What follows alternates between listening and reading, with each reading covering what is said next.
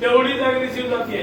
पण आपला हा मोर्चा मातंग समाजाच्या इतर कुण्या जातीच्या विरोधात नसून आपला हा मोर्चा राज्य सरकारच्या केंद्र सरकारच्या विरोधातला हा मोर्चा। या मोर्चाला आपण सांगितल्याप्रमाणे मोहन भाऊनी सांगितल्याप्रमाणे की घराला कुलप लावून यायचे।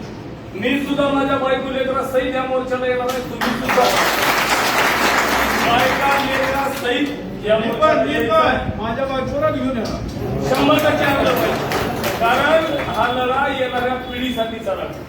येणाऱ्या पिढीला कुठल्याही प्रकारचा त्रास होऊ नये। तुम्ही दलित बँकेच्या माध्यमातून काम केलं म्हणून आम्हाला त्रास झाला नाही, आता सगळे मिळून काम करायचं, येणाऱ्या पिढीला त्रास होणार नाही। येत्या 6 तारखेला संबंध जिल्ह्यामधून लोक येणार आहेत, तर आपल्या लातूरातच एवढे लोक आहेत की जिल्ह्यातून यायची सुद्धा गरज नाही। कारण ज्यावेळेस मार्केट यार्ड बंद झालं की समजायचं मोर्चा मोठा, कारण मार्केट यार्डाची ताकदच तेवढी। आता आपल्या शिवाजी भाऊ कांबळे यांनी सांगितल्याप्रमाणे की मार्केट यार्ड बंद झालं म्हणजे मोर्चा थाटामाटात आणि एकदम जोरात निघाला। प्रशासनाला सुद्धा माहित आहे एकदम शिस्तप्रिय लोक आहेत, म्हणून कुठल्याही प्रकारचा अनुचित प्रकार घडणार नाही। ज्याप्रमाणे जवखेड्याचा झाला तसा मोर्चा मोठा होईल, पण तसा अनुचित प्रकार घडणार नाही।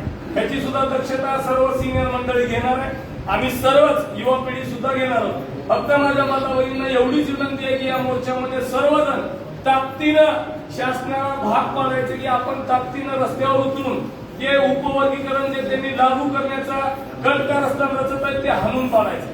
म्हणून या उपवर्गीकरणाच्या विरोधातला हा मोर्चा सर्वांनी मिळून ताकदीनं मोठा करायचा आहे। सुशिक्षित असतील, हमाल असतील, बिगारी कामगार असतील, सर्व क्षेत्रातले लोक या मोर्चामध्ये ताकदीनं सहभागी होणार आहेत। तुम्ही सुद्धा माझ्या माता भगिनींना या मोर्चामध्ये ताकदीनं सहभागी व्हायचंय। ज्याप्रमाणे मी म्हणतो की मी माझ्या बायको लेकरा सहित येणार आहे, तुम्ही सुद्धा तुमच्या लेकरा बाळा सहित यावं एवढी विनंती आम्ही करतो।